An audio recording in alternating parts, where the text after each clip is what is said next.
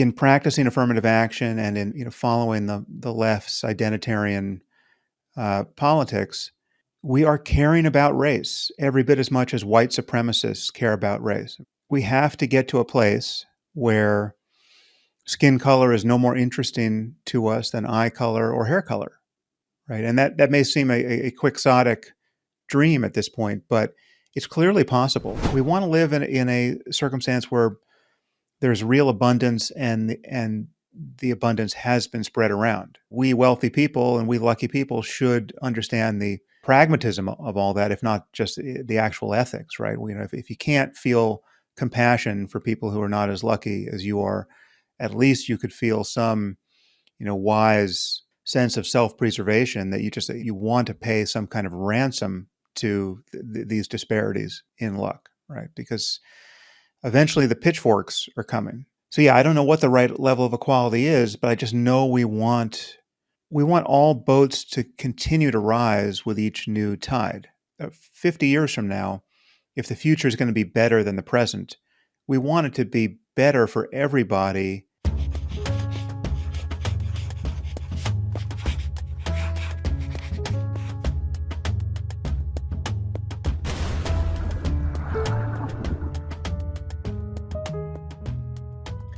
On today's episode of Upstream, our guest is Sam Harris, who needs no introduction to many podcast listeners. Sam, of course, is an author, podcaster, and public intellectual. He's known for having crucial conversations about consciousness, morality, and the pursuit of truth.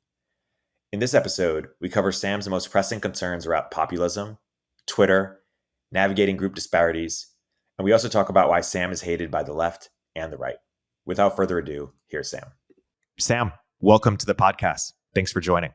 Oh, thank you. Happy to be here. So yeah, the last time we spoke was Clubhouse 2020, where we had you on the show then. The world has changed a lot since then.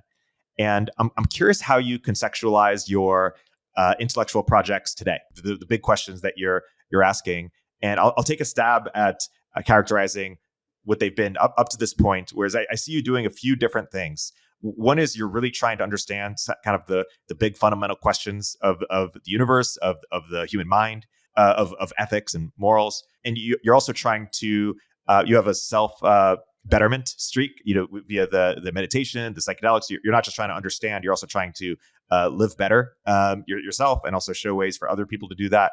And then I also see you as not being afraid or being interested in kind of up-leveling the conversation at large and not being afraid to expose kind of inconsistencies or harsh truths, that whether it was religious extremism the past couple of decades, whether it was on the Christian side or the Islam side.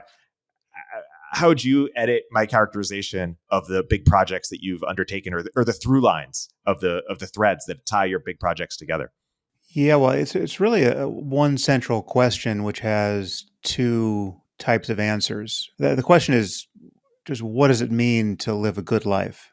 What does it take to live a good life? How can we live the best possible life? And we do this individually and collectively, right? So there are individual answers, the answers that you can apply to your own way of being in the world and your behavior and your thinking and your relationships and your career, and there's everything you can reach in your access to the world that amounts to a variable you can change.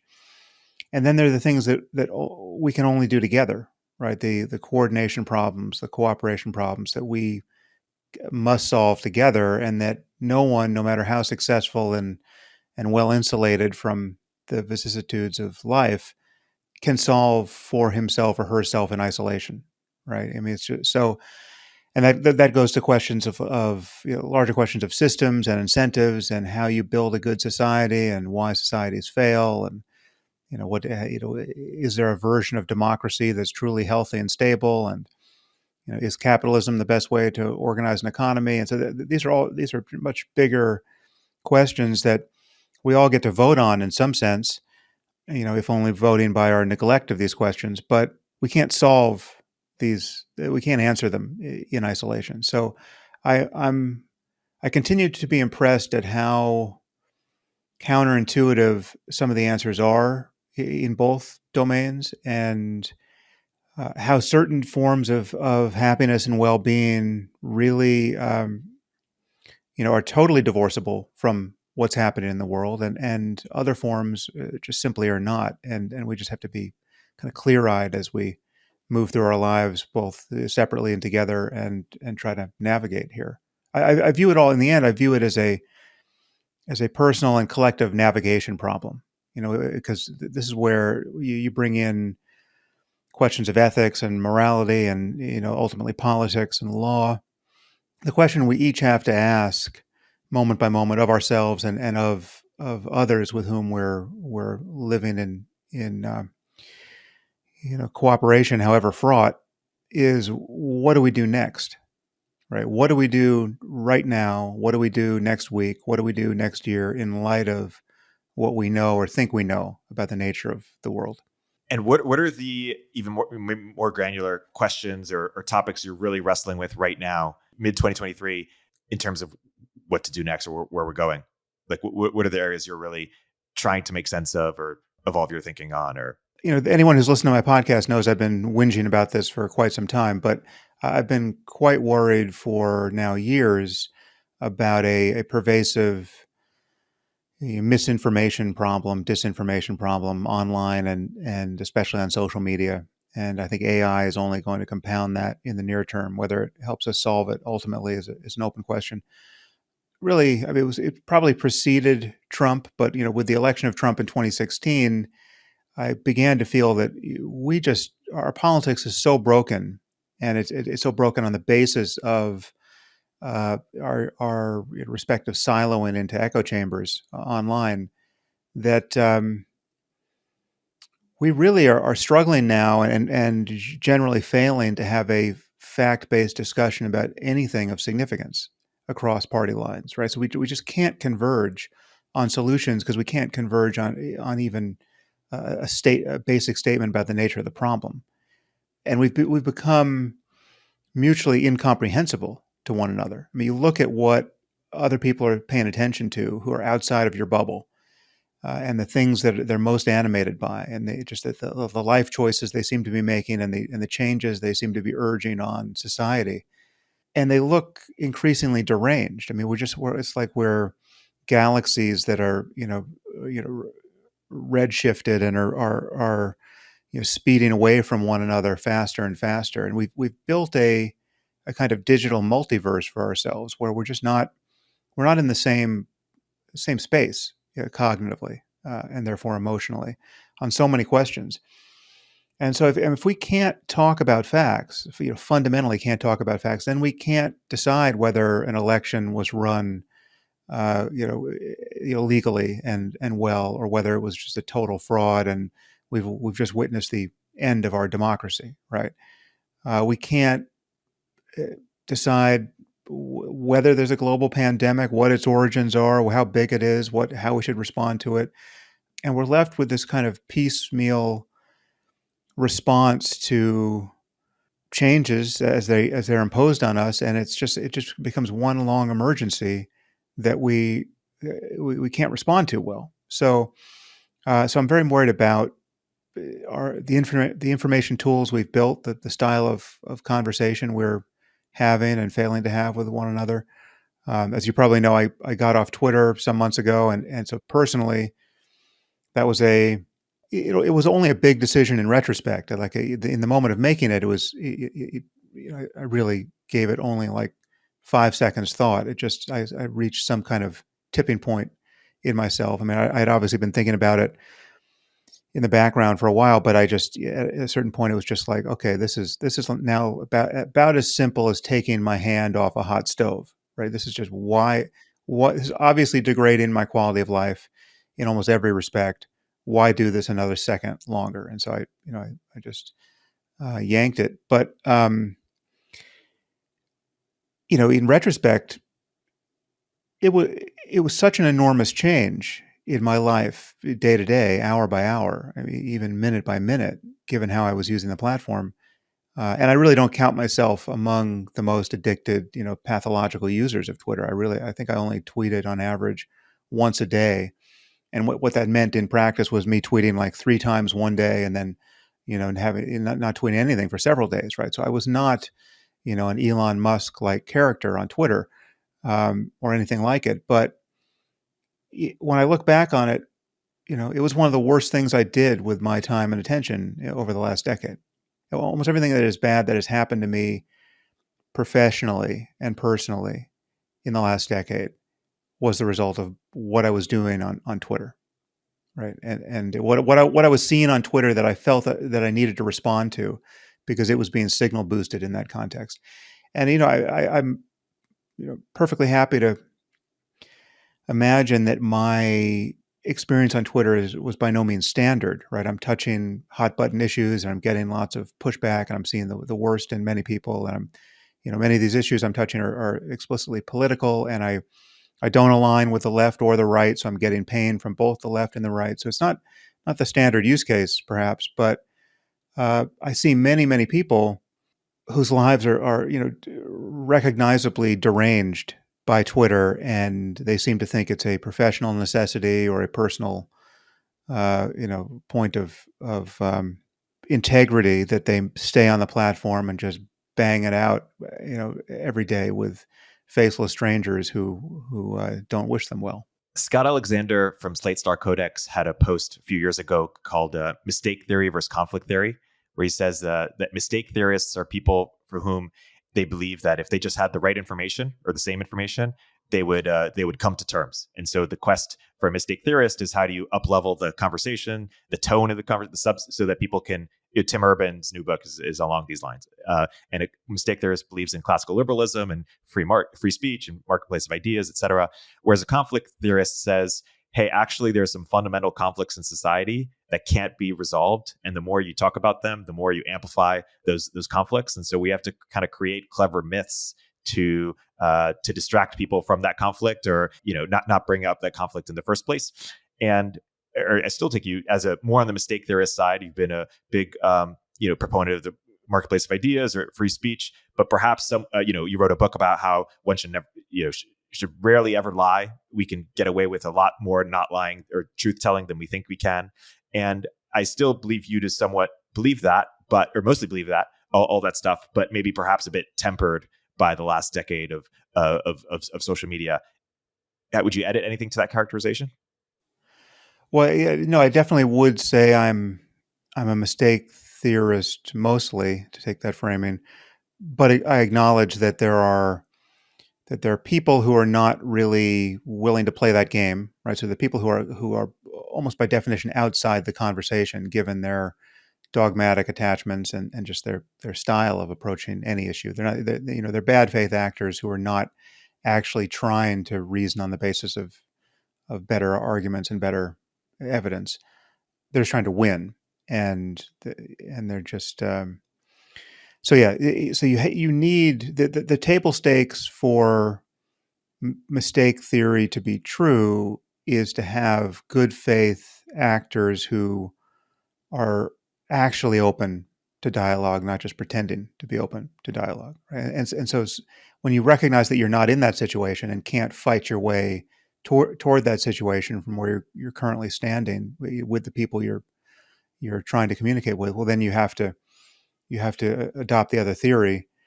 But it's situational. But the thing that I worry about with these tools, again, social media being the most egregious example, but perhaps not the only one, is that even the best intentioned mistake theoretic sort of people are getting driven, fairly insane, and at least having their capacity for communication degraded by the incentives on these platforms and by their just their architecture, just how they use them, the brevity of a tweet, the retweet, the effects of a retweet, the fact that everyone is talking to their own audience and only seeming to talk to the person they're talking to. The fact that it's very difficult for people to keep track of who they're engaging with and to understand or care about the implications of signal boosting people who are bad faith actors. Again, the most egregious example of this now is Elon. I mean, Elon is signal boosting QAnon lunatics and Pizzagate lunatics and anti-Semites. And I mean, just he's engaging with these people, and so does he know what he's doing? I don't know. I mean, he's a very busy guy, right? He should be too busy to be doing any of this, really. But he seems to have a lot of time for Twitter, but he's not taking the time to see who he's lending the gale force winds of his reputation to, and he's not seeing how much it's filling their sails. Or if he is, he doesn't care, right? So that, I mean, those are two different interpretations of his character at the moment. They're both depressing, right? I mean, I guess the second is worse, but they're both dysfunctional. They're both creating manifest harm on the platform, and I would argue in the world. He should get his shit together, whatever which one of those is true. So, Hey, we'll continue our interview in a moment after a word from our sponsors. Hey, everybody. I want to recommend a couple other shows that we also run. One is Moment of Zen, which I co-host with Dan Romero and Antonio Garcia Martinez. We talk about everything from tech to history, philosophy. We've also featured Mark Andreessen and Balaji on those podcasts, so I recommend you checking them out. My other show is Cognitive Revolution. It's an AI show that I co-host with Nathan Lebens. I recommend listening if you want to stay up to date with all things AI. Secureframe is the leading all-in-one platform for security and privacy compliance. Get SOC 2 audit ready in weeks, not months. I believe in Secureframe so much that I invested in it, and I recommend it to all my portfolio companies. Sign up for a free demo and mention Upstream during your demo to get 20% off your first year. Now, more than ever, startup founders need a safe place to put their cash. Mercury protects your money and also provides the streamlined user experience that great founders expect. Through partner banks and their sweep networks, Mercury offers up to $5 million in FDIC insurance, which is 20 times the per bank limit. They also make it easy to invest any cash above the FDIC insured amount in a money market fund. 100,000 startups trust Mercury with their finances.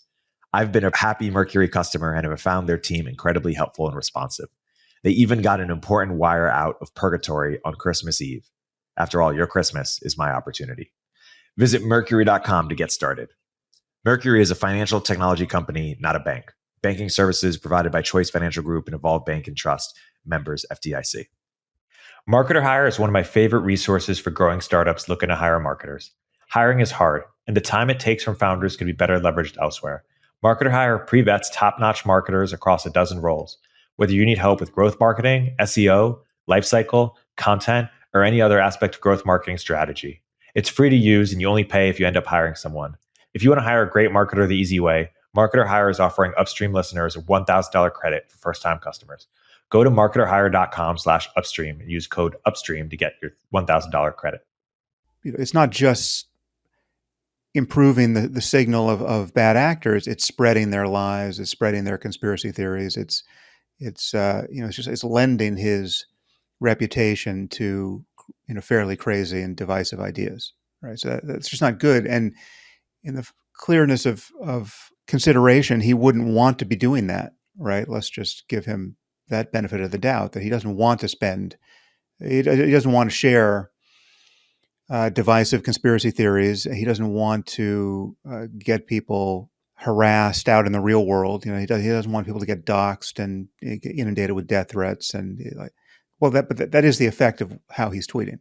So so either it's a problem with him or it's a problem with the platform or both, or it's a problem with all of us engaging these digital tools in a way that our genes have not prepared us for. So we're the cousins of chimpanzees armed with lots of tools, and some of the tools are leveraging aspects of our psychology that don't seem altogether healthy. And the thing that made me convinced that I should get off Twitter was not so much all of the unpleasant stuff that was coming back at me.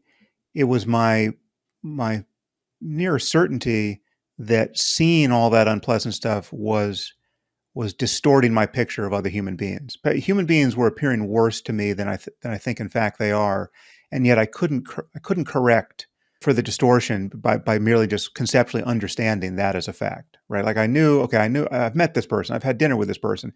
This person now appears to me to be a psychopath on Twitter. But what I was left with was just more and more the feeling that this person was a fucking psychopath, right? And I didn't want to live with that day to day, right?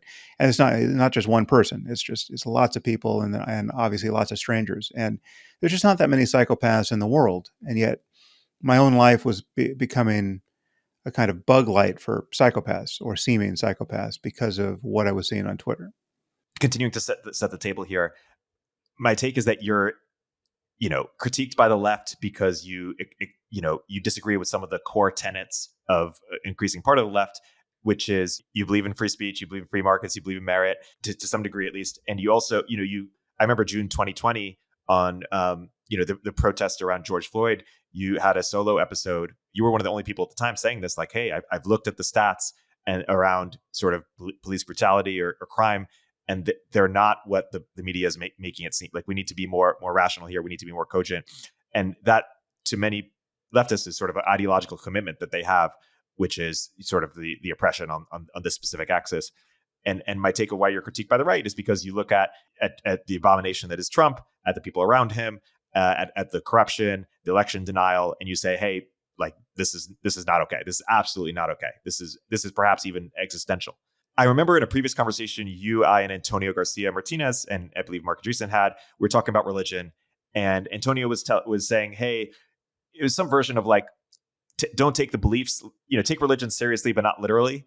But then I think you had a very fair response, which is, this is what they're literally saying. Like, look what they're saying. Look at what they're doing. Like, what you, Antonio, think is religion is not what most people think is religion. And so I don't want to do the same thing here when I talk about the right. So what I want to do is I want to fast forward to a post-Trump era. Maybe that's 2024. Maybe that's 2028. But at some point, Trump will be expunged from the Republican Party, and there will be less election denialism, et cetera. And I would posit that there is actually I wouldn't go so far as to say I'm a conflict theorist, but there's a fundamental conflict between the left and the right. Chris Caldwell wrote this book called The Age of Entitlement, and his claim is that we have two irreconcilable constitutions: the original Constitution and civil rights law. And with those, the reason why they're irreconcilable is because one is about individual rights and one is about group rights. And individual rights with freedom of association, and group rights, which is special privileges for groups that have been marginalized, are directly in conflict with each other. The left has adopted the group rights category. The right has adopted the individual one. There's also a broader idea, which is the right is kind of advocating for a set of cultural norms that used to satisfy kind of a majority of the country. The majority is getting smaller and smaller, about whether it's which we should teach our kids about gender or race or marriage or a certain set of cultural norms. And I see the left as optimizing for the marginalized of society. How do we make life better for them? And it's kind of the fringes. And the right says, hey, that sacrifices majority cohesion, et cetera. So I feel like these are fundamental conflicts that have to be resolved one way or the other. And that's why there's a fundamental conflict. That's why the conversation is so tainted. Would you quibble with my characterization there, or do you agree with that? Yeah, well, I haven't read Caldwell's book, but I think that's an interesting way to think about it. I mean, the way I have been thinking about it is that it's obviously ethically and politically important and valid to acknowledge our history, our very dark history of treating certain groups badly, right? So there's just no, and race is the biggest variable, perhaps in an American context, but it's not just race, and it's religion, it's sexuality, and gender, and sexual orientation, and so so like it's not that the explosion of racial grievance after George Floyd, or the overreach of, or what many of us consider the overreach of the Me Too movement, when it first came on the scene. It's not that those are fundamentally surprising, right? Like we get, anyone who has criticized Black Lives Matter and Me Too at any level, even just at the margins, understands the history here and the validity of a backward-looking criticism of American political history, right? So, but then the question is, what is true now, and what should we do now, right? I mean, what is true about race in America, and to what degree are the ongoing inequalities that are discernible across racial groups a matter of active racism producing them? It's like if we could wave a magic wand today and get rid of all the racists in America, and all the so-called systemic racism, right? All of the policies that while perhaps not enforced by any conscious racist, are in effect racist in their application, right? And may have been originally racist in their conception, depending on the policy. If we got rid of both of those things, what would happen, right? How many murders would there be in Chicago this weekend if there were no more racists and no more racist policies? Probably the same amount. Yeah, I mean, so my assumption is we would have the same amount, right? So if you share that assumption, and and I could certainly argue for that assumption, then you have to admit that, okay, well, whatever the extant problem of racism is, both psychological and systemic, solving it is not the answer to what's happening in Chicago, right? And it's probably not the answer to many other things we're right to worry about, right? So, what are those answers, and how do we address these real problems that are getting people killed and enshrining various disparities in wealth and health and educational outcomes across generations, right? How do we solve those basic problems? It's a totally rational position to say, for instance, that we absolutely needed the Civil Rights Act, and we needed affirmative action 30, 40 years ago, but now it's actually counterproductive, right? Like you could argue for that change. It's like there was a time for affirmative action, and that time has elapsed given the nature of society. Now, given that you need an explicitly racist policy selecting against Asians at Harvard in order to practice affirmative action for African Americans, this is becoming untenable and producing its own toxic effects, and we should figure out another solution. And there are other solutions. You could use economics as your variable, right? So you could say, well, we're not going to dumb down our standards for anyone. The standards are the standards, but we're going to proactively look for people who are below the poverty line who meet those standards, and at every decile above that, and we're just so if your family has never made a lot of money, you will have an advantage regardless the color of your skin, or as long as you're passing these tests, or whatever the criteria are. And if we did that, we would, as if by magic, also solve a lot of the very inequality problem that people are worried about in supporting affirmative action. I mean, that you're disproportionately going to be getting people of color if you select for poorer applicants, et cetera.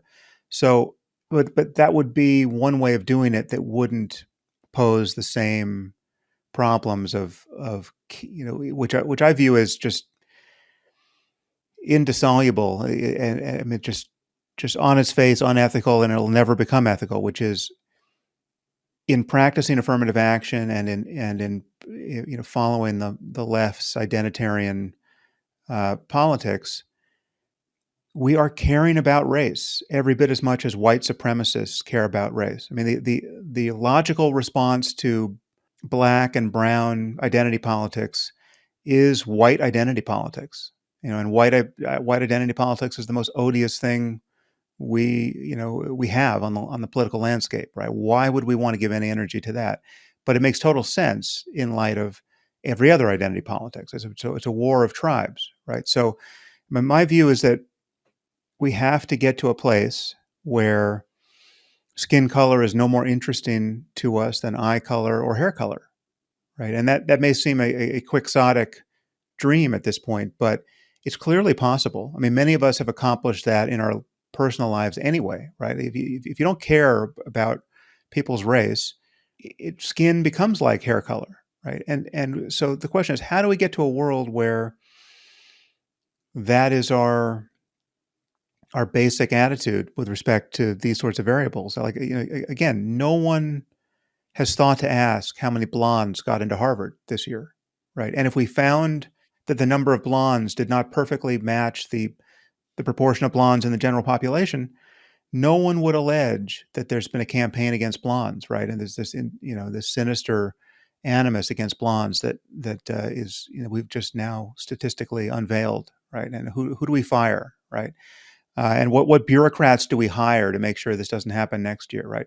All of that would be such an awful capitulation to an ethical hallucination, right? I mean, it would be insane to manufacture that concern and then to do something on the basis of it, and yet that's where we're stuck with skin color, and that's where we're stuck with religion and a few other variables, and so it's although race is obviously the biggest in America. I mean, the reality on the ground is that there's a department in almost every major company, or many major companies in America, that their sole goal, the D&I department, or the main goal, is to equalize group outcome, is to have equal representation in their organization, whether it's a corporation or political or government organization, and what I think, to steal what they would say is, hey, we'll stop focusing on race once we're equal. Once there's equal group representation of CEOs or product managers or investors or whatever it is. And if it was 20 years ago, we could have a more first principles, hey, why we wouldn't do it for blondes? Why would we do it for on race? But these departments exist. These institutions exist. And now I feel like either something's going to happen. One is people are going to continue to try to keep doing that, or you need to have a defense of inequality. Effectively, you need to have a reason. Or for this is the Ibram Kendi, right? Every disparity is evidence of discrimination. So you need a defense of why disparities exist. And some people try. Thomas Sowell has the culture reasons or historical reasons that he's written across his 30 books. Charles Murray wrote a book last year, I think, kind of doubling down on sort of the biology or the IQ group differences on average. And I think the reason why he did it is because he said, hey, without this sort of narrative, there's no justification to disparity, and thus is discrimination, and thus we have all these problems that we've been having. And so I'm curious how you think about that conundrum of needing a argument that explains the disparities. Yeah, well, I'm agnostic as to the reasons, right? I don't think we know the reasons. I am concerned about inequality of in all its various flavors, wealth and health and education, life outcomes generally.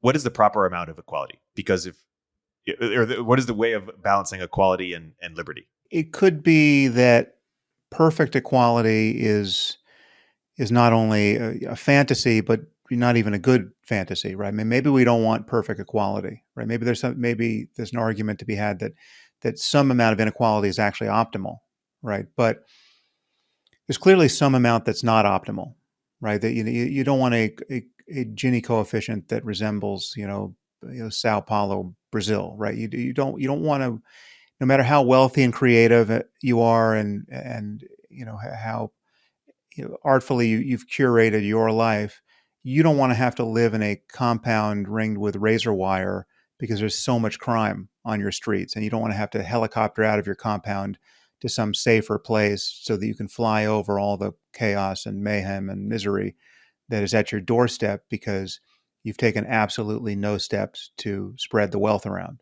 right? So I think even the most avid fan of Ayn Rand, has to admit in their more reflective moments that they want to live in a society that's just brimming with happy, creative people who are good collaborators, right? Good customers, good, people you don't have to fear because they've been driven psychotic with envy because there's been such a mismatch between the quality of your life and the quality of theirs, and perhaps more important, the quality of your children's lives and the quality of their children's lives, right? So we want to live in a circumstance where there's real abundance and the abundance has been spread around, right? So some form of redistribution has to be valid once you get too much of a concentration of wealth, which is to say too much wealth inequality in any society. And we wealthy people and we lucky people should understand the pragmatism of all that, if not just the actual ethics, right? If you can't feel compassion for people who are not as lucky as you are, at least you could feel some, wise sense of self-preservation that you just, you want to pay some kind of ransom to these disparities in luck, right? Because eventually the pitchforks are coming. And so yeah, I don't know what the right level of equality is, but I just know we want all boats to continue to rise with each new tide, right? So we want, 50 years from now, if the future is going to be better than the present, we want it to be better for everybody, even if it's not equally better for everybody, right? So we like it's you could say, for instance, that a middle class person in America now, whatever their unrealized hopes and dreams, they live better than virtually everyone in other countries, and certainly everyone they live better than anyone lived in the 18th century, right? Even royalty, right? We want progress, and we want progress to be shared, and so to wind back to how you started that question when you were talking about the people who want equal representation. It's like, okay, it's fine what you say about hair color. Maybe we'll get there someday, but what we need now is equal representation for skin color and sex, say, in all the desirable areas. Otherwise, it is bigotry that has been expressed there. Well, it's just not true that bigotry need be the mechanism that's keeping people out. It's just so to take it off race for a second. Just talk about sex, right? So there are fields that attract men and women in different numbers, right? It's not our interests are not identical, right? And the requirements for putting in the hours at different stages in life are not identical, right? So it's not an accident that and people will worry about the representation of women in physics, say, or engineering or computer science, right? And it looks low, and that somehow looks fishy, right? Like, there must be an old boys network keeping the girls out. It's possible that there is in certain departments or in certain periods of history that's possible, but it's extraordinarily unlikely to be true across the board. Certainly, given how proactive people have been in recent years in trying to encourage women to get into those areas. And then when you look at what's happening in adjacent fields where you have more women than men, I mean, there are more women than men in biology now, right? And I believe it's also true of psychology. I'm sure it's true of sociology. Biology is a wonderful domain of science, right? And who's losing sleep over the lack of men in it, right? It's like the fact that it's something like 60% women, or at least 60% girls majoring in it. Last I looked, is that a disparity that we need to worry about? And how disparate what's the percentage of female pediatricians to male pediatricians? I don't know, but I'm guessing there's more women, right? Now, if there are more women, do I have to worry about that? Should anyone worry about that? And is sexism the reason why guys are not making the cut somehow? It's just that's not happening, right? And it's not. So again, it's not to say that there's no sexism in the world or racism in the world that we need to worry about, but there are other explanations for many of these disparities. And again, so getting rid of the sexists and the racists with a magic wand won't necessarily change those causal factors. You mentioned that you're agnostic as to the reasons. Do you think it's productive to be agnostic in the sense that one, you could say, hey, it's unknowable, but two, you could say it is knowable, but the truth would be just not constructive for society to know. And so it's helpful to have an air of agnosticism because it wouldn't be an empowering. This is what Coleman and Charles Murray debated is, hey, even if one, it's knowable, but even if it was knowable on a certain dimension, how is that empowering for a certain person? And thus we should have this air of equality of opportunity. Of course, it's a myth in the sense that if you're richer than me, your kids are going to be better off, and if you're smarter than me, you're going to marry someone smarter than me, and your kids will be better off. All these kinds of ways. Going back to your lying book, I'm curious if certain myths are important for the societal fabric, or how do you think about that? Whatever the nature of group differences, if they exist, and what and if they're genetic or environmental or some combination of the two, they're never relevant for the individual. I'm the applicant for the next job I'm applying to, right? And I get no advantage knowing that I belong to certain groups that may be advantaged in certain ways statistically at the population level, right? So if again, if in fact those differences are true, right? So I'm half Ashkenazi Jew, and the Ashkenazi Jews supposedly have higher IQs on average than many other groups. My IQ is what it is, right? It's like I don't get to draft my Ashkenazi half brothers and half sisters and get some kind of advantage, from the population level statistics. So the ground truth is you always have to judge people as individuals, right? And that's that I think. So taking that side of the political debate, that is a kind of ethical punchline for me. That's we have to treat people as individuals, whatever's true. And when we're led to not want to do that, it's because we're lazy or we have not built the tools, the information tools that make it possible or easy to do that, right?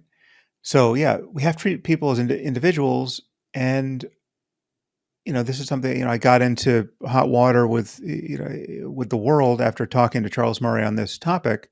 It really is a thankless topic to touch, but I think we need to admit in advance that it's extraordinarily likely that there are group level population differences that we will discover. Which is to say, I mean, the flip side of that is it would be a miracle if every group were identical, where its mean value of every measurable trait we cared about was identical to every other group's mean value for that trait. So take the 100 traits that we care most about.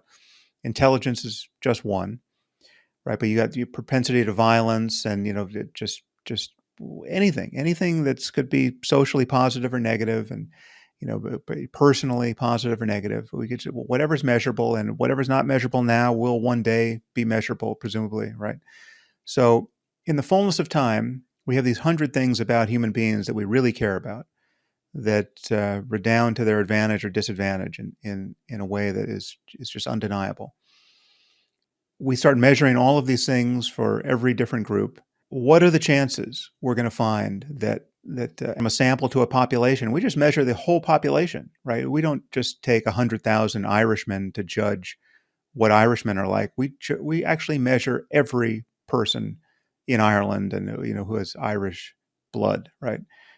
So so what are the chances that the mean Irish intelligence is identical to every other group's mean intelligence across the globe, right? It would be a miracle if that were the case, right? So I think, and this is not to say anything especially invidious about Ireland or Irish people. I'm just picking them at random, but we just know that if we compared every group, whether it's a valid group or not, I mean, you could just take how people self-identify in bizarre ways. You could take Lakers fans against Pistons fans, and I mean you could any group, right? There's no way all of these the mean value of all these variables is going to be the same for those groups. So the question, let's price that in now, right? What do we make of that? My point is we need make nothing of it, because we know how our politics should be. We know how we want to live. We know we want to treat people as individuals. We know we should treat people as individuals. It's both ethical and pragmatic. We know that knowing that a person is a member of any one of these groups gives us very little information about them, right? It doesn't tell us about their intelligence or their compassion or their interests or their gifts and weaknesses. I mean, it just doesn't, and so it just doesn't matter. And we're acting. Not only are we acting like it matters, we're acting like again, this is a pathology of the left at the moment. We're acting like it is the most important thing, one's membership in these groups, right? And again, not so much with respect to nationality, but with respect to things like race and gender and gender identity. It's a moral illusion, right? And it's a mirage toward which we're hurtling we're being driven toward it by our politics, and there's nothing there, right? It's no place to live. Caring more, a way to get over racism and racial division in our country, and sexism and and division with respect to sex, and add your other identities here, is not to care more and more about these things, right? It's to care less and less about these things. And so we're on the left, we're running the wrong algorithm. I'm going to say some things that might be too simplistic, so feel free to edit my characterization. But my understanding is that on the left, you're critiquing an ideology, and on the right, you're critiquing a person or a group of people who are, corrupt, but will be changed. And so people are defending the thing on the left, the things we just spoke about, with kind of a religious fervor. And some people believe that that form of progressivism is kind of an evolution of a certain kind of Protestantism that dropped the metaphysics, dropped the God part, but kept the moral commitment to duty to the downtrodden or equality, and created new metaphysics, which is the Ibram Kendi kind of school. And so my mental model, if I was in a coma the last 20 years, I would have said, Sam Harris was one of the leaders of the New Atheist movement, and he spoke against religion, and they contributed to delegitimizing kind of religion's handle over some cultural institutions. He might do the same thing with this new form of religion. And to be fair, and you just did it on this podcast, you certainly critique it, but it feels like it's not your central project, and or to the same degree that it was 20 years ago. Even though you've admitted that in some ways it's even more powerful. The it's not leading people to be suicide bombers, but it does capture almost every major institution today, and introduce a form of scleroticism or some negative impacts that stem from that, and introduce kind of reciprocal problems on the right in the form of white identity, as you described. And so when I ask myself, why isn't Sam doing it to the same degree, and maybe I'm wrong in that characterization, I say, it's because the right is equally scary, but it's around a few set of individuals and in a different way. And in 5 years, that will be, or maybe even sooner, that will no longer be a problem, but that ideology will remain. And so I wonder if that will be a new essential project of yours. Well, I'm not sure it's just a matter of the individuals on the right. I mean, there is dogmatism on the right to which many of these individuals are anchored, and also right and left doesn't quite capture our politics at the moment. I mean, so there's a way in which the right and the left have joined forces in certain ways. I mean, especially among people who are quote too online. There's an anti-establishment style of responding to everything now, where the alternate explanation for any phenomenon is the preferred one, right? So this is something you get from podcasts and newsletters, and it's it's the water in which we're swimming now. But it's a kind of, at some point I called it a new religion of contrarianism, right? And that it does cut across both the left and the right, or the horseshoe theory does sort of get borne out here, because you have people like Tucker Carlson and Glenn Greenwald becoming best friends, right? And it's that's weird and inexplicable, but for certain shared points of fixation, which is you have to distrust the power of the American government. You have to distrust the power of the establishment. You have to distrust the mainstream media.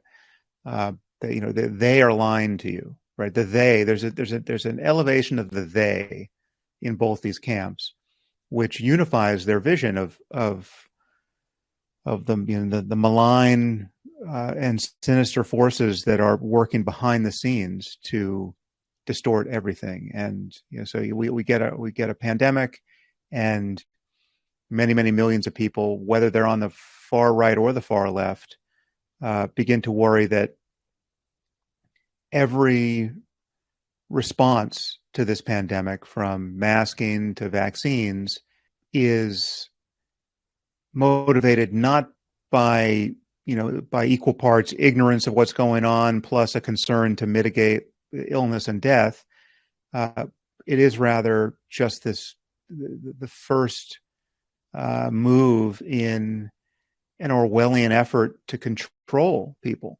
right? It's just, this is the pandemic, right? This is something, this is coming from Davos, right? This is globalism run amok, and pretty soon UN troops are going to be in your town telling you have to stay in your houses, right? Like that's so that you have people who, again, who are like far left anti-vax yoga moms, who, and then far right Second Amendment gun nuts, like the same switch in their brain got flipped during COVID, right? And they were unified on, the contrarianism above all principle. And so there's a lot, again, some of that's understandable. And, our institutions certainly didn't cover themselves in glory in how they handled the pandemic, much less the messaging around public health there. But it's pretty clear we need functional institutions, right? We're not going to navigate all of our collective social problems and, within nations and between nations by podcast and Substack newsletter. We need institutions that are viable and that we trust and that we're right to trust, right? Yes, we don't want to trust institutions that we shouldn't trust. We want trustworthy institutions. We want real experts, not fake experts, right? But that's just to say there really is such a thing as expertise, and there really is such a thing as a good institution that has, real knowledge that needs to be preserved. And just tear it all down and just disrupt everything and just move fast and break things is not a method of improving our institutions and safeguarding them against error, right? It's just not. And so much of what's happening online at the level of our politics is it's just an ill-considered reaction to, everything everyone didn't like about, what's happened in the last few years, but it's so shot through again with misinformation and disinformation that it is just a kind of new religion of delusion and paranoia and strangely, narcissism, right? Because all of these conspiracy theories are really energizing to people because it puts them at the center of the action, right? And there's no one to defer to. You got to, you have to do your own research, right? You can figure it out. You should figure out what happened on 9/11, right?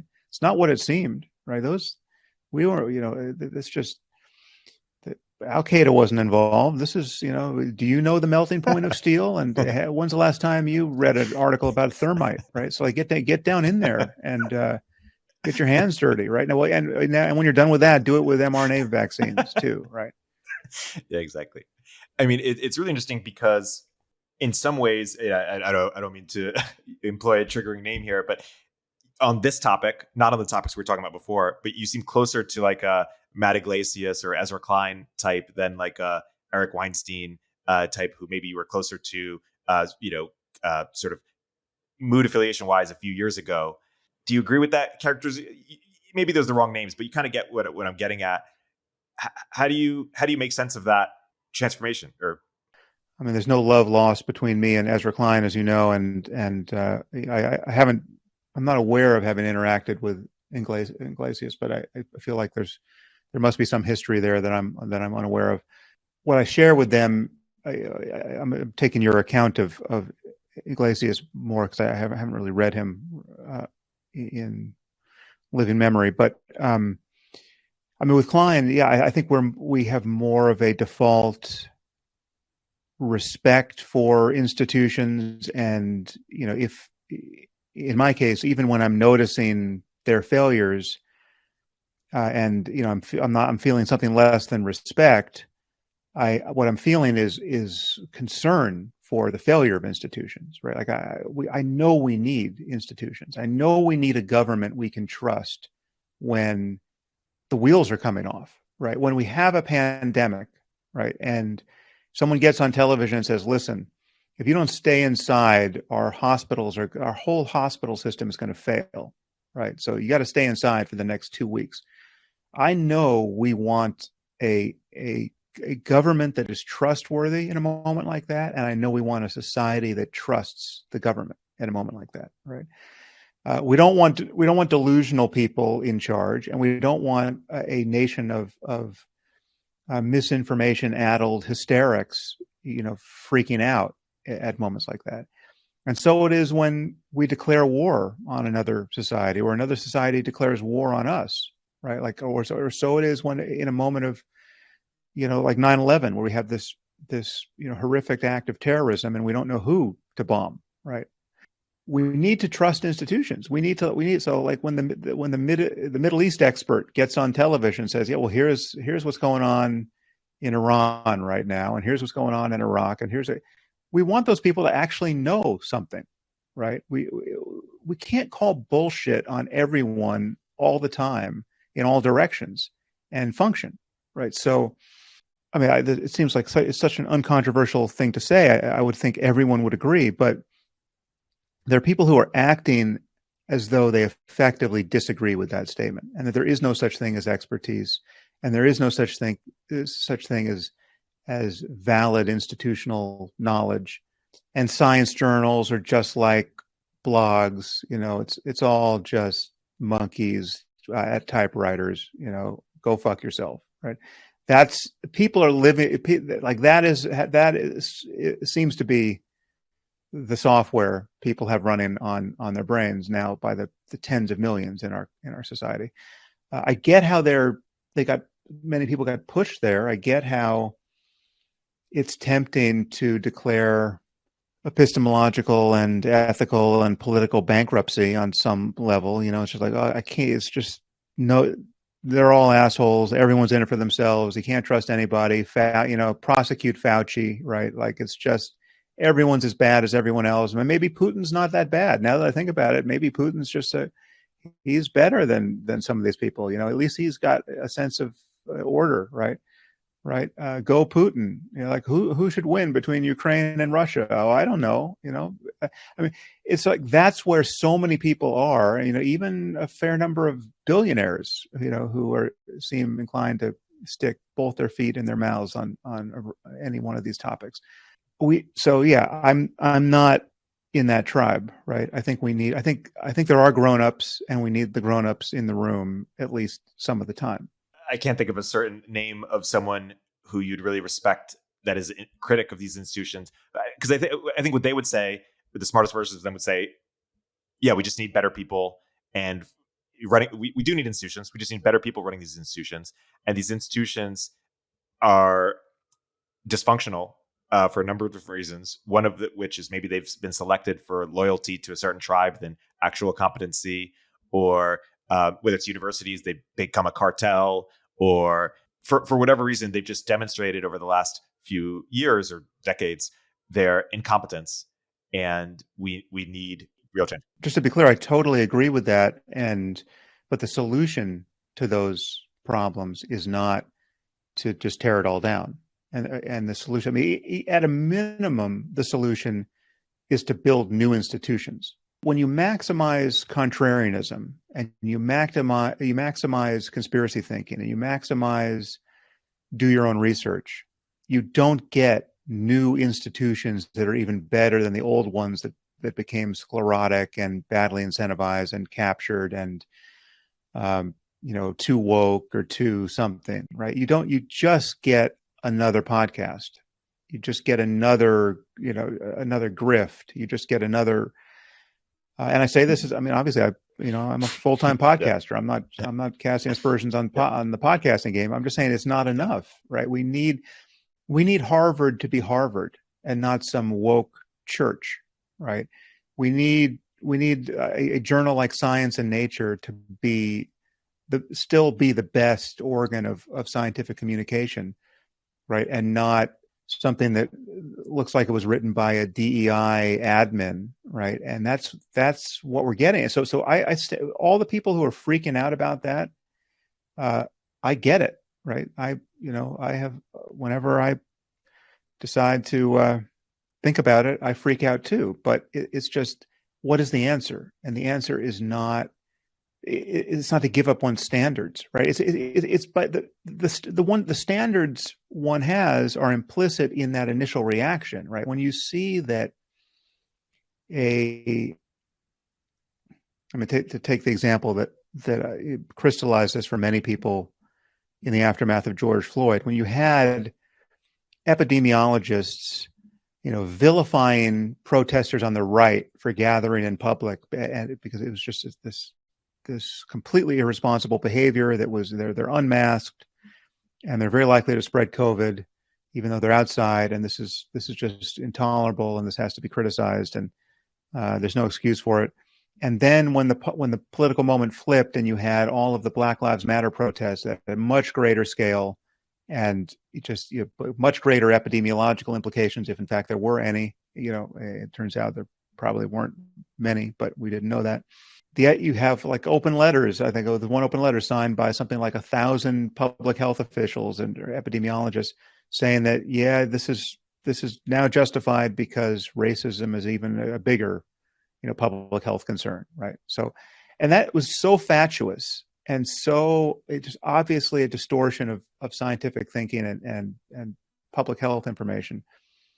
And there were many other examples of that sort of thing.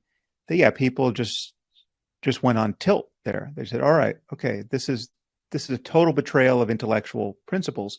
But rewind to the moment when you recognized it as a betrayal of intellectual principles. Okay, let's enshrine those principles. Let's get back to institutions and professional behavior that acknowledges facts, right, regardless of political expediency. And so there still are standards. Even the tear it all down bunch were motivated by their implicit acknowledgement of standards, at least in the beginning.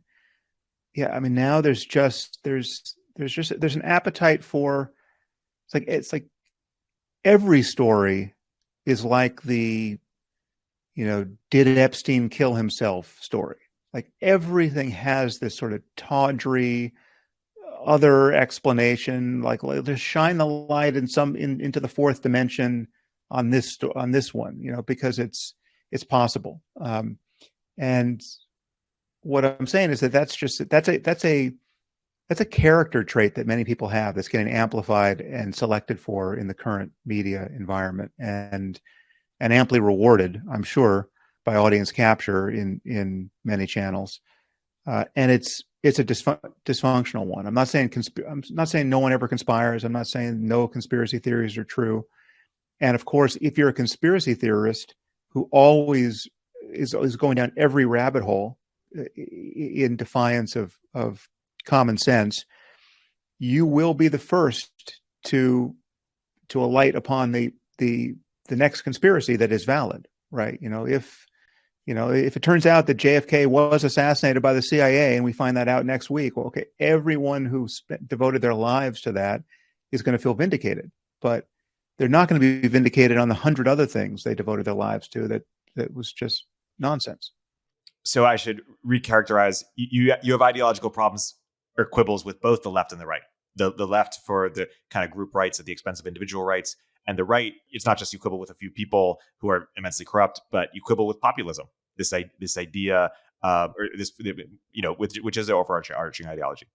I mean, it's also there are a lot of demons lurking. If you push far enough rightward, you run into fascism. You run into and you don't have to look that far to find fascist sympathies, even in mainstream people on the right. I mean, again, I referenced an open-mindedness about the integrity of Vladimir Putin, right? It's like that it's amazing how many Republicans will pretend to be uncertain about what an awful human being he is and how that matters, right? I mean, here we have somebody who's just like literally assassinating dissidents and political rivals in the capitals of Europe, right? And killing journalists. And I mean, it's just, and you just, invaded a sovereign nation for no good reason, whatever his thoughts about it. I mean, he was the aggressor in the war in Ukraine, right? So it's just whatever the failings of the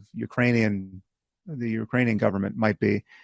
We know who started it, and we know who could stop it, and we know who's fighting for their lives, right? So the idea that it is a fairly mainstream position among Republicans now that it's whatever you think about the level of support we should be giving, there's a fondness for Putin that gets expressed, right? And that's there are not too many steps between that and wanting to live under a Putin-like figure. Maybe I'm too charitable, but Brian Kaplan has this line. He says the left hates markets because markets lead to inequality, and the right just hates the left. I do agree, at least with the latter part, in the sense that I guess my charitable view is that the left was pro-Ukraine and the right just anti whatever the left is excited about. But I don't mean to dismiss how concerning those sympathies with Putin are. But going back to the institutional point, it's interesting because smart tech people, they want valid institutions too. And there are two models. You can either retake them or you can start new ones. And my friend Balaji is much more in the camp of you need to start new ones, going back to even thinks you need to start new countries. And where I've been pushing back a little bit is say what you want about the outcome. I think Elon Musk proved that you could actually take a massive institution that was operating one way and change it significantly. Say what you want about those changes, but it was proof that that's an institution that can be taken. Now, not everybody has $44 billion lying around. You're talking about Twitter? Yes, with Twitter. That's one example, say what you want about of institutional reform, just showing that it's possible. Because a lot of people in tech will say, hey, these institutions are too far gone. That's why you need to start new ones. But you're not going to start a new government. Like they're in like some institutions are so cemented that you just need to win them over. Some, if it's a corporation, maybe you can do what Elon did. Others, you need to run and get elected and things like that. But Mark Andreessen recognizes the need for important institutions, for smart people in those institutions. He believes in expertise. I think he's someone you respect as a smart person. Where do you think the crux of where you guys see things differently is, if you had to say? Well, I mean, Elon is very much his own creature. I mean, it's the thing I object to in what he's doing now is not how he's changed Twitter as an institution or as a platform, but just how he behaves on the platform. You've got 130 million people following you, and you tweet that your former head of trust and safety is a pedophile, right? On the basis of no evidence and, with predictable results, right? Then he and his family get their lives totally disrupted by that in terribly unpleasant ways. And you take no responsibility for having done that, right? And you say, or you tweet that you tweet a link to a trash article from a trash website alleging that Paul Pelosi was attacked not by a maniac with a hammer, but by his gay lover who and so this is a tryst gone awry and not at all what it seems, right? And this is with a conspiracy theory that was blowing up on the QAnon front of the right. And then when it gets revealed that website you linked to, again, in front of there's probably 110 million people at that point, that's a website that published that Hillary Clinton was dead and a body double was campaigning in her place back in 2016, right? What you do is you just delete the tweet and you offer no apology, no correction, no nothing, right? You just take no responsibility, because that's bad for the world, right? And I would argue it's bad for Elon. It's bad for his brand. It's bad for his reputation. It's bad for his relationships. It's just bad. So why do it? So there's a kind of adolescent engagement with real issues that is troubling there, right? It's like, it's all for the lulz, right? It's like, I can say whatever I want. It's just Twitter, right? We're just shit posting. It's all Pepe the Frog, right? It's like the spirit of Pepe the Frog, as it's kind of moved into tech and into the brains of some very wealthy, connected people, is bad for the world, right? It's not to say it's never funny, right? It's like it is, memes are funny. I don't know what it is. I mean, there's like a neuroatypical obliviousness to the ethical costs of behaving certain ways that I really worry about, right? And maybe calling it neuroatypical is the wrong framing, but I wouldn't be surprised if that were part of the story in many cases, right? I mean, there are some very smart people who are doing very interesting things who, to my eye, do not have their heads screwed on straight ethically and with respect to their how they engage problems of real social consequence. And and Elon is the paradigmatic case of that at the moment. But obviously, I have a tremendous amount of respect for what he's built, and I mean, there's no. It's almost impossible to exaggerate how interesting and productive those projects have been. On other fronts, it's just it should give him all the more reason not to screw it up, wasting his time shit posting, about real problems, on Twitter. I mean, so like with Mark. I mean, Mark's been on my podcast. I think Mark is more pessimistic, perhaps even cynical, with respect to the possibility of fixing certain problems. It's not to say he's wrong. He may be right. He may be better informed about what it would take to fix some of these institutions than I am. It would just be interesting to debate, and it would be probably a case by case, a question of what is true case by case. But again, with someone like Mark, the allergy to the derangement of the left and the moral panic of identitarian politics on the left. I mean, that is so front and center, and I completely share it. Right? Like I hate what has happened to mainstream institutions under the aegis of wokeness. I have to think the pendulum is swinging back now, and it's not as bad now as it was yesterday. I mean, I really do feel like we reached some kind of tipping point. But again, I'm not sure, but I do see some signs of that. One of the pathologies of the right or the libertarian variant of the right is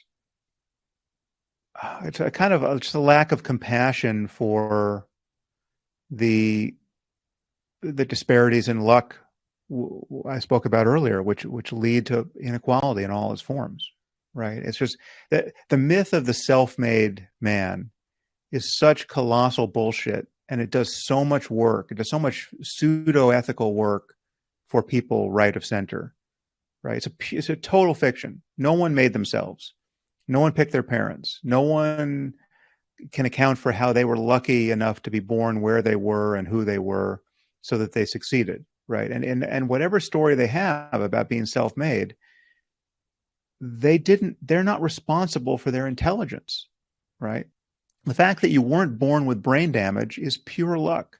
And somebody is being born with brain damage right now in a hospital near you. So what do we do for that person? Right? So it's a total failure, not of just compassion, of just basic awareness of terrestrial facts to feel that something important is anchored to this myth of the self-made person. Right? So if you're self-made or not, whatever your story about how you succeeded, if you've succeeded, if you're, happily married and you've got a lot of great friends and you're healthy and you're living in a great house in a great city and you've never been the victim of anything especially horrible, and you just are living a beautiful creative life, and you've got, as many zeros as you want after, the first digit of your net worth, you're incredibly lucky. Right? I mean, you won the fucking lottery. Right? So, so what you should feel, the only appropriate emotions to feel after you take stock of your situation are gratitude and compassion. Gratitude for all that you're enjoying, given the odds stacked against it, and compassion for everyone else who's nowhere near where you are. Right? Who would consider their prayers answered if they could be you on your worst day, right? The worst day you've ever had. There are billions of those people across the globe. And so the project for us collectively is to remedy those disparities to some degree. I'm not saying that we all have to we all have to become poor in order to help the poor, right? I'm not, I don't even think, even if that were ethically true, and even if that was the right answer ethically, pragmatically, I think it's almost certainly not the right answer, and therefore, the ethics of it would unravel, right? It's like it's not that we want thriving cities in the first world where everything is very expensive, because it costs a lot of money to do new and interesting things, right? We want to, I share the aspiration that the future should be inconceivably better than the past, right? And that's going to take a lot of hard work. That's going to cost a lot of money, and we need to power all of that with clean energy. And let's make all of the innovations that Elon and every other techie wants to make, right? As you go right of center, there is a palpable detachment from the ethics. And, in the limit, you have a lot of rich people just with their bug out bags, and inside your bug out bag might be a compound in New Zealand, right? Where the final game theoretic problem you're mulling over is how you can keep your bodyguards from killing you and taking your stuff and raping your wife, right? It's like how do you protect yourself from the people you've hired to protect you when everything falls apart, right? That's what you're going to start reading books about now, really. Both the left and the right are fairly crazy in the way they've been anchored, and and again, left and right don't fully capture the dimensionality of our situation now. Gearing towards closing here, then I'd maybe offer one alternative theory of polarization I've heard, which is, while on an individual level it is corrupting, and you might be better off Twitter, the alternative of no polarization means that one side won. If you believe that there is really a fundamental conflict, and what polarization means is that these two forces are competing with each other and maybe balancing each other out. And that would also be a steel man as to one positive thing Elon has done is he has revived sort of, more conversation on the right, perhaps, but all these people that were banned. Now, Twitter is a cesspool. It's a civil war. But the alternative is a one-party state. Do you sympathize with any of that, or not really?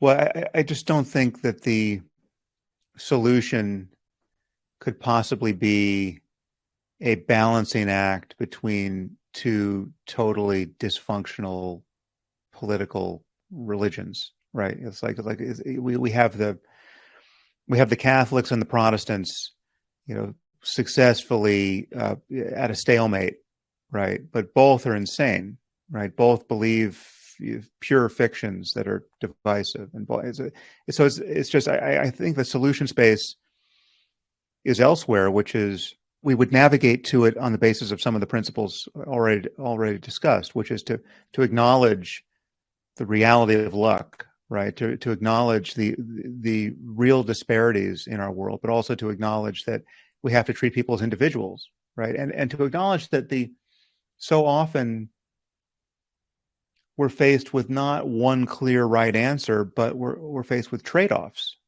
right? It's like they're mutual incompatible goods or mutual incompatible lesser evils in various situations, and we have to navigate.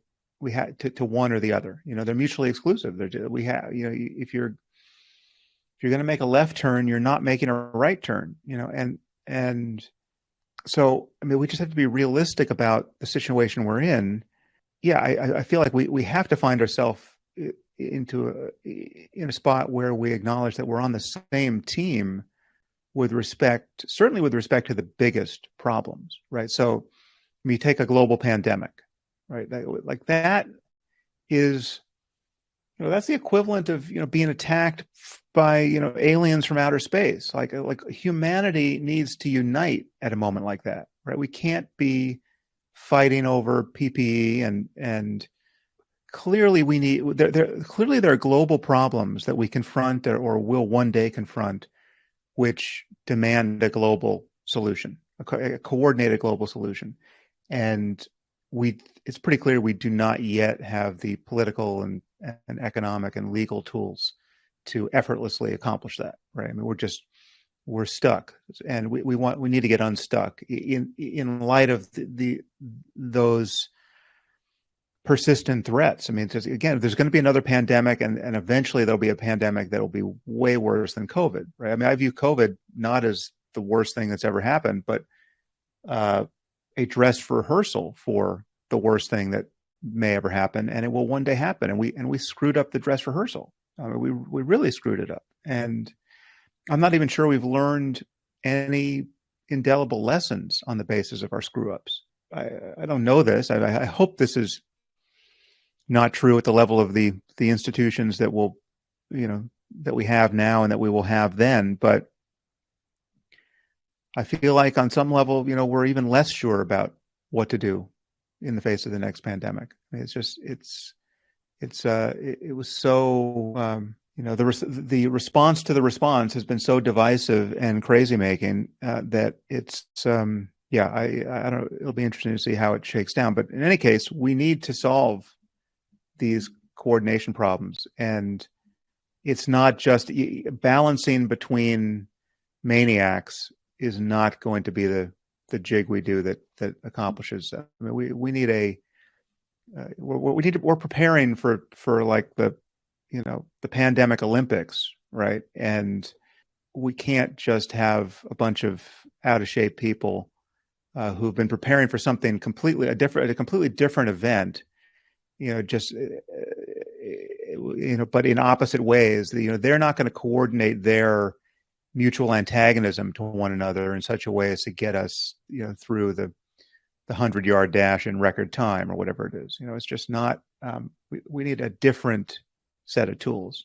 Another, essential disagreement that is happening and only going to happen more and more, it seems, as we have these global problems, is one group of people believes we need a global governance, and it needs to be effective, but that's what's needed. And another group of people says, hey, this is inherently, it's too big of a risk factor to have global government, and we need more factions such that we don't centralize, have just one centralized org that can cause a lot of damage, and we need to balance out power. Yeah, and also a single point of failure. And so there's something to that, and I think so one argument in favor of decentralization is that we can run 100 experiments simultaneously and see what works, or what works better than other approaches. But it just seems obvious that there are certain problems that we're only going to solve globally, like climate change. It's like even if we Americans put our house in order totally, which would be great, it's not going to mean much if China and India and every other country just goes back to the 19th century. How do we do that?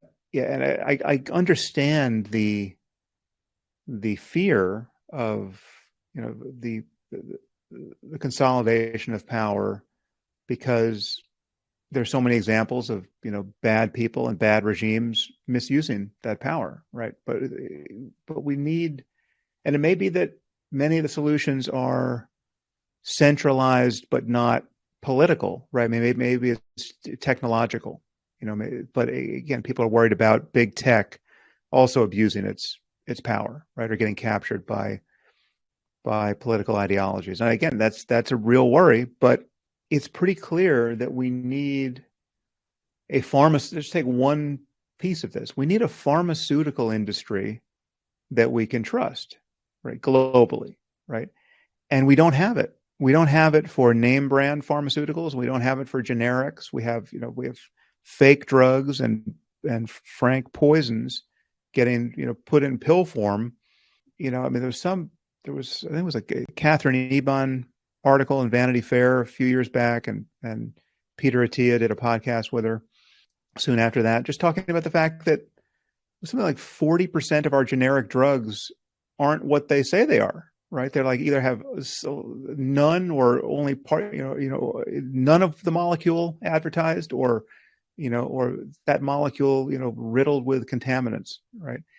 how is it that we're living in a world? I mean, just let's take the selfish first world parochial attitude about this. Like, how is it that in America we're reliant on bogus Indian labs producing generic drugs that we can't trust, right? I mean, we're you may have heard this, but it was reported in the last 24 hours that we're rationing cancer drugs in the U.S. because we just can't get enough of them. Like we name both name brand and generic, right? Like, well, we're not producing them because again, we're totally reliant on India and China, and if not for the drugs themselves, the precursors. How do we get ourselves into that situation? It's totally untenable. Even if you're just going to pull up the drawbridge and say, fuck the world, it's all about America first. We don't care, right? We can't supply, as of today, we can't supply our own pharmaceuticals in a way that anyone should trust, right? That's totally shameful. But what is the remedy for that, right? The remedy is to really drill down on every aspect of that problem and incentivize institutions so that they effortlessly have more and more integrity, right? I mean, so there's a lot to think through here. It's like it could be that capitalism falters on specific fronts, right?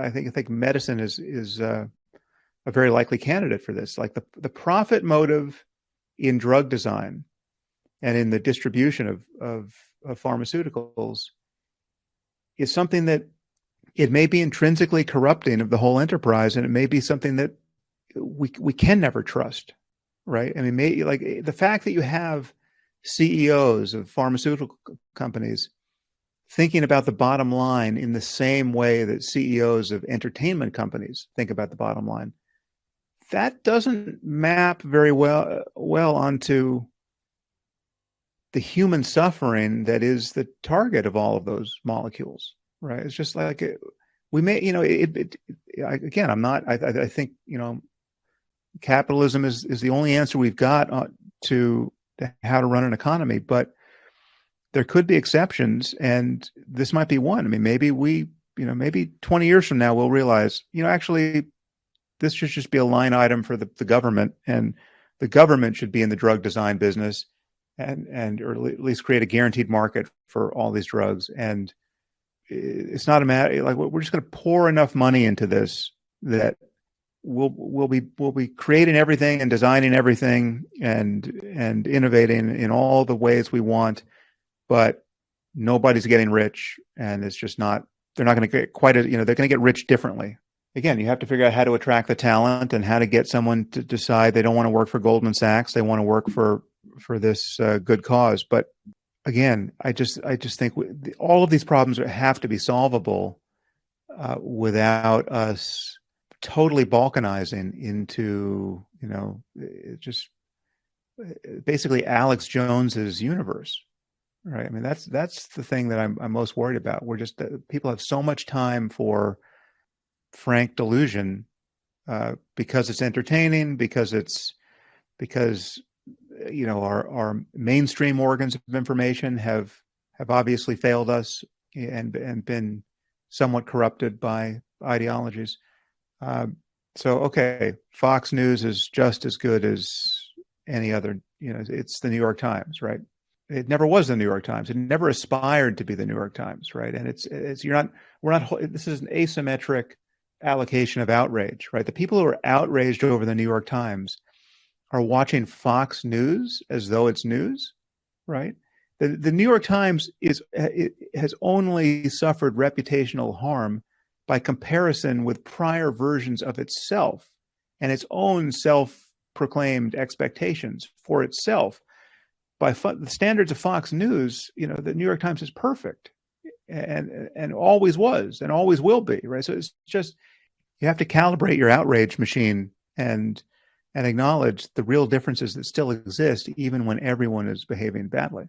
Oh, I think this is a good place to wrap. Also, I like the note you had earlier where you said, the answer can't just be two political parties gone insane, just duking it out. That's a recipe for not solving the competence problems that we have at major levels of our institutions across the country. You just mentioned the most recent one or most recently mentioned in healthcare and drugs, in pharmaceuticals, and de-radicalization is crucial to being able to be more sober and resist these ideologies or religions that seem to be so attractive to us. And I see your podcast and the podcast ecosystem, or a number of them, as contributing to that de-radicalization by helping rewire some of the trigger points on both sides, even if it earns you a lot of critics in the process.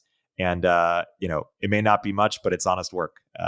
And I've been a long time fan and appreciator and listener. So I'm grateful for you coming onto this podcast and having a great conversation. Yeah, thank you. Well, welcome to the podcast game. Best of luck with it. Upstream with Erik Tornberg is a show from Turpentine, the podcast network behind Moment of Zen and Cognitive Revolution. If you like the episode, please leave a review in the Apple Store. Secureframe is the leading all-in-one platform for security and privacy compliance. Get SOC 2 audit ready in weeks, not months. I believe in Secureframe so much that I invested in it, and I recommend it to all my portfolio companies. Sign up for a free demo and mention Upstream during your demo to get 20% off your first year. Now, more than ever, startup founders need a safe place to put their cash. Mercury protects your money and also provides the streamlined user experience that great founders expect. Through partner banks and their sweep networks, Mercury offers up to $5 million in FDIC insurance, which is 20 times the per bank limit. They also make it easy to invest any cash above the FDIC insured amount in a money market fund. 100,000 startups trust Mercury with their finances. I've been a happy Mercury customer and have found their team incredibly helpful and responsive. They even got an important wire out of purgatory on Christmas Eve. After all, your Christmas is my opportunity. Visit Mercury.com to get started. Mercury is a financial technology company, not a bank. Banking services provided by Choice Financial Group and Evolve Bank and Trust, members FDIC. MarketerHire is one of my favorite resources for growing startups looking to hire marketers. Hiring is hard, and the time it takes from founders can be better leveraged elsewhere. MarketerHire pre-vets top-notch marketers across a dozen roles. Whether you need help with growth marketing, SEO, lifecycle, content, or any other aspect of growth marketing strategy. It's free to use, and you only pay if you end up hiring someone. If you want to hire a great marketer the easy way, MarketerHire is offering Upstream listeners a $1,000 credit for first-time customers. Go to MarketerHire.com/upstream and use code UPSTREAM to get your $1,000 credit.